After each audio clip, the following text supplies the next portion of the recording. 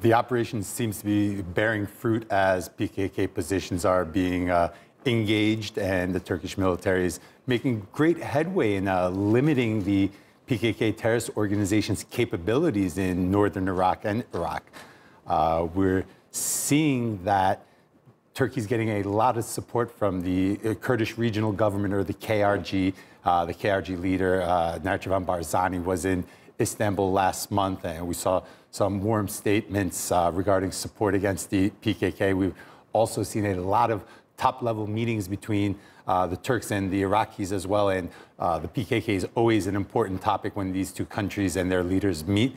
And so we're seeing a lot of support from our neighbors in Iraq and the KRG regarding this support. Turkey's been launching operations in the area, Operation Claw, and then its second reiteration on Friday was launched Operation Claw 2.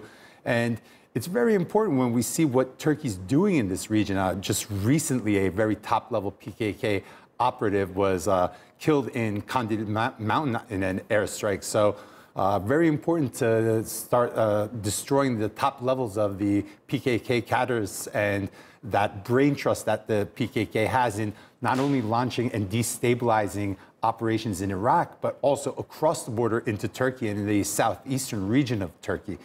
This has been a huge problem for Turkey over 30 years.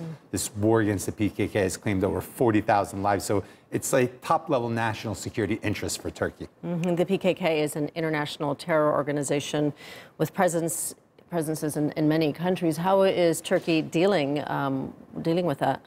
Unfortunately, the PKK has been around for many years, and as such, it has relations with many de facto groups, and we can even say some state actors in the region. We're seeing the PKK in Syria, its affiliate, the YPG. They're partners with the United States, Turkey's NATO ally, and Turkey's having serious problems trying to deal with them over there because of their status under the Syrian Democratic Forces, we'll call it, the umbrella organization that the America formed, that the YPG makes an 80% majority of. So Turkey's having a lot of problems engaging them there. There's also an affiliate in Iran called PKK. The Iranians seem to be doing a good job lately of dealing with PKK. We've also seen the UN invite a top-level PKK, or we'll call it a YPG commander, to Geneva to sign an agreement to end child soldier recruitment. While the agreement was a very nice gesture to end child recruitment, signing it with a terrorist, what type of guarantees can you get from terrorists?